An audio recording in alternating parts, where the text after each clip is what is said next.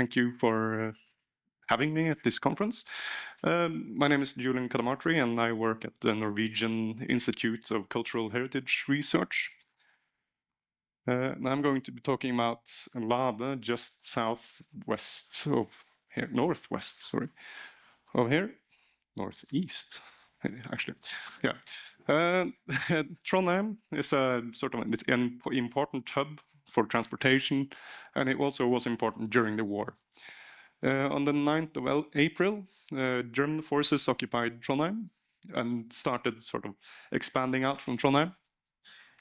And the airfields at Lade, Værnes, and Jonsvannet was really important for supporting the invading troops during the fighting with the Norwegians and also the French and English, which came to aid the Norwegian troops.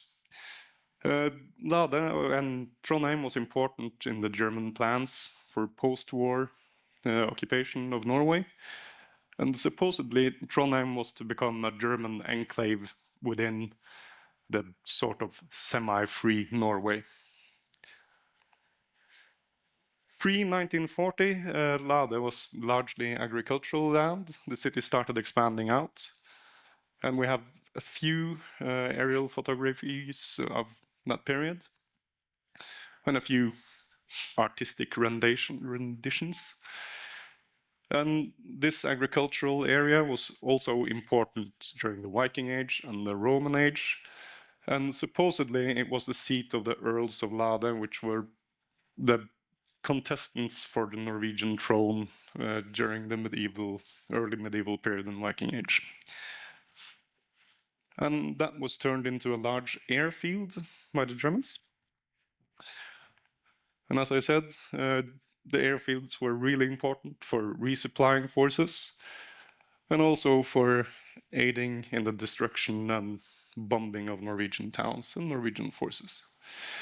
And the airfield at Lade was taken into use on the 9th of April and started expanding with local workers being instructed to go there and dig.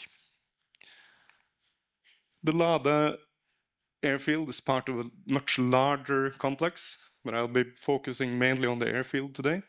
But you have the submarine pens at Nyhavna, then you also have lots of camps for army personnel. There's lots of anti-aircraft guns around, and prisoner of war camps for labor. But I'll mostly be focusing on the airfield today. And this started out as a project that I wanted to sort of map it to see what was there during the war and what is left and which forces have affected the heritage most.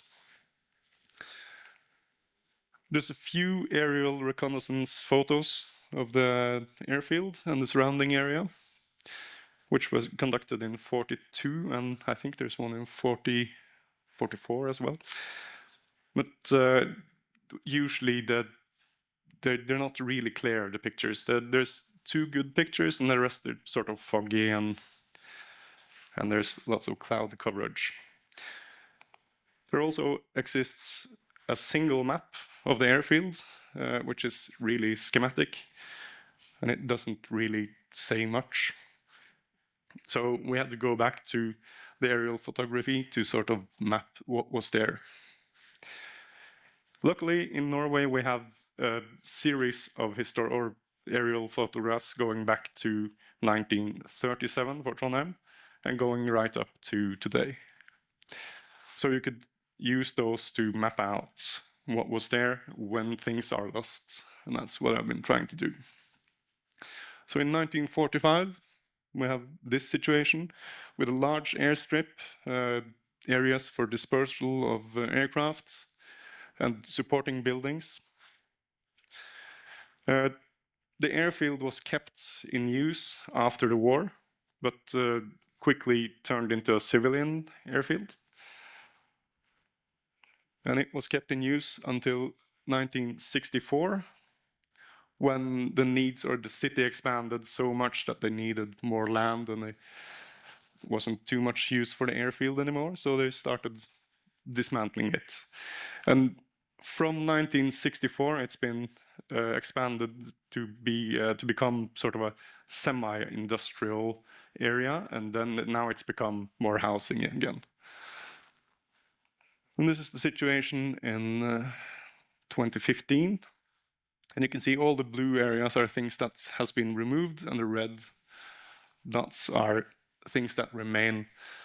So it's not really much remaining anymore. And we can see all of the buildings which were part of the military complex were removed quite early. There's still concrete around, bunkers, stuff like that, but everything is sort of just in between other things, and nothing is sort of possible to read in the landscape as a whole. And these bunkers were, of course, a favorite playground for small children. So most of them are either now buried or filled in with concrete because they are dangerous to play in. And this is also something which makes it difficult to map. But if we look at the situation in 46 and 2015, we can see that almost nothing remains. And if we sort of take the different time slides and see what remains, we can see that right after the war, when it's turned into a civilian airfield, a lot of the buildings are removed, a lot of the armored bunkers and stuff like that are either dug away or filled in. A lot of the gun emplacements are left, but they're sort of taken away. And then in 57, there's also some more destruction. And you can see that there's mostly everything remains until 64. And after 64, there's a lot of things being lost. And now again, from 2015, a lot more of the stuff has been removed since it's been redeveloped again. So it's easy to see that what's the biggest threat to this wartime heritage or these complexes are changes in use or redevelopment.